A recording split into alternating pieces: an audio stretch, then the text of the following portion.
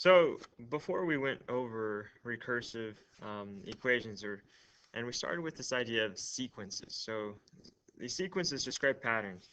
Now, in nature, there are more complicated patterns, but in order to understand how to interpret or how to understand the patterns that occur in nature, we have to take a back step, and we're going to create just imaginary patterns. So we created uh, patterns that skip count by twos and skip count by fives and tens.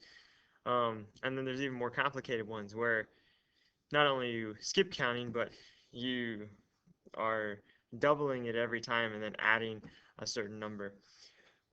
There's another way to interpret or understand how patterns go, and we like to create explicit rules for these patterns. So um, we're going to talk about another way of interpreting patterns.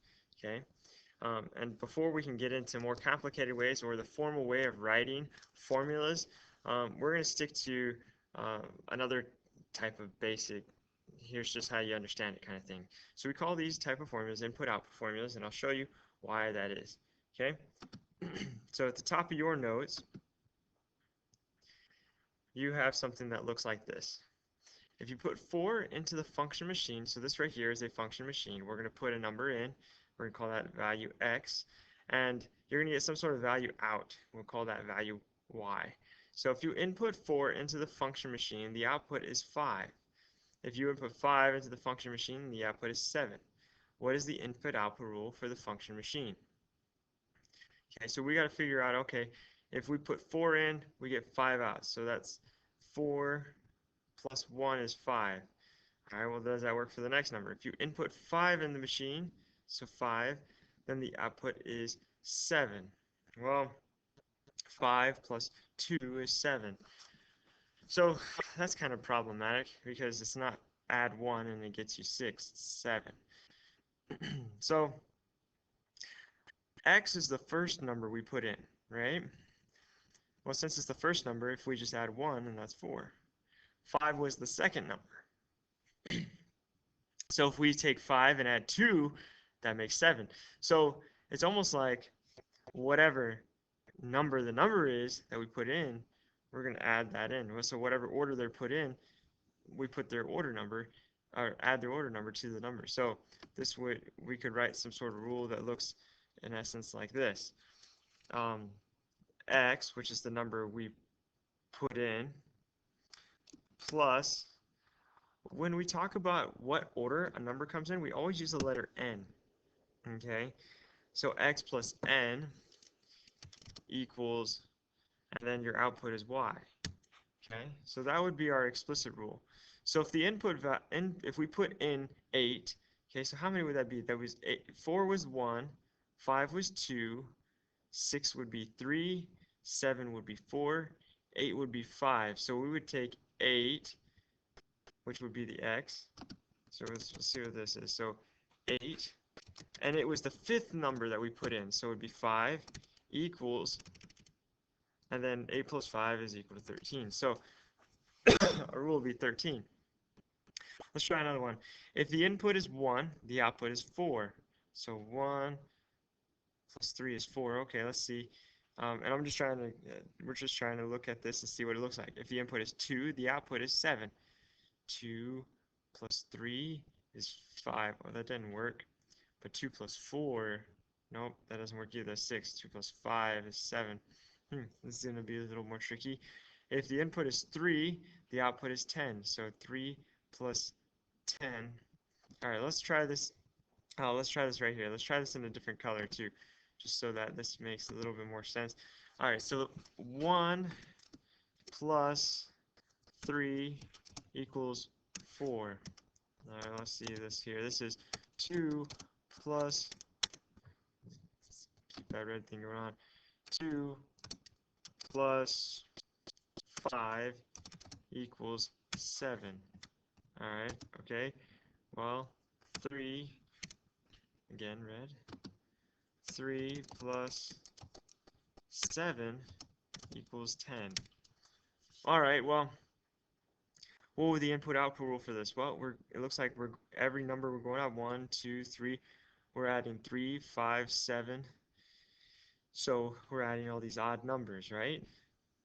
well, there is a way that you can write odd numbers, and that seems a little complex. But how about this? What if, all right, so our input is always going to be x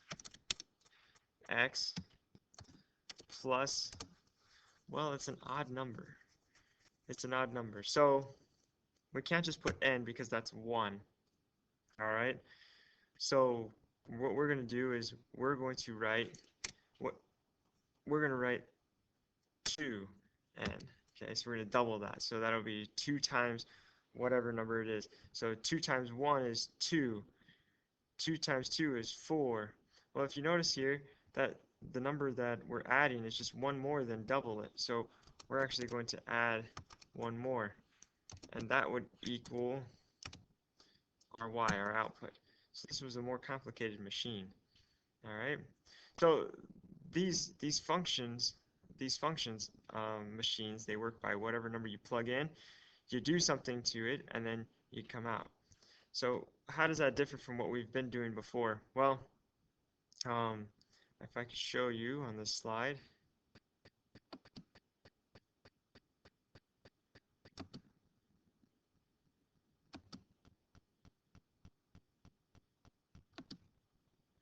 Well, it's not working there, so we're going to pause this. Okay. All right, so when we look at the sequence here, all right, an input-output, like so if you have a table here, here's how it differs from the now-next formulas we created last time. Input-output goes across. So whatever we input, which is the x values, and that's all in our domain, and how does it relate to the output values? What's happening when it comes out of the machine? And that's our range, right? So here on this side, I go from 1 to 5, 2 to 6, 3 to 7, 4 to 8. And if you notice here, we're adding 4 every time we go across. Last time, what we did is we did now next. So we didn't even care about this left side right here. We all worked on the right side. So we went from 5 to 6, 6 to 7, 7 to 8. And we were just adding 1 every time. So the now next formula, 5 to 6, you add 1, 6 to 7, you add 1, 7 to 8, you add 1. So our formula would essentially be now plus 1 equals next. With our input-output formula, we're going from the input side, so the x's to the y's. So 1 to 5, which you add 4, 2 to 6, add 4, 3 to 7, add 4, 4 to 8, add 4. So our input-output formula would be input plus 4 equals output. So if we were to try something like this, and I would get out of the screen here for a moment, and we go to these examples, how would this look? All right, so our now next formula, we're going to stretch this a little bit. Our now next formula would go, let's see, -2 to -1, -1 to 0, 0 to 1. So we're adding 1 every time. So I would go now plus 1 equals next. All right. But if we did the input-output, I went from 1 to -2, 2 to -1, 3 to 0, 4 to 1. Sometimes it's not apparent when you start at the top. Sometimes if you look at the bottom, 4 to 1, you had to subtract 3 to get there. 3 to 0, again, 3 minus 3. So what we're going to do here is, I'm going to move this down a little bit. Then we're going to say, all right, well, the input minus 3 equals the output. Okay, and those are the rules that you're going to be looking at. So go ahead and try the examples, and we'll reconvene in class.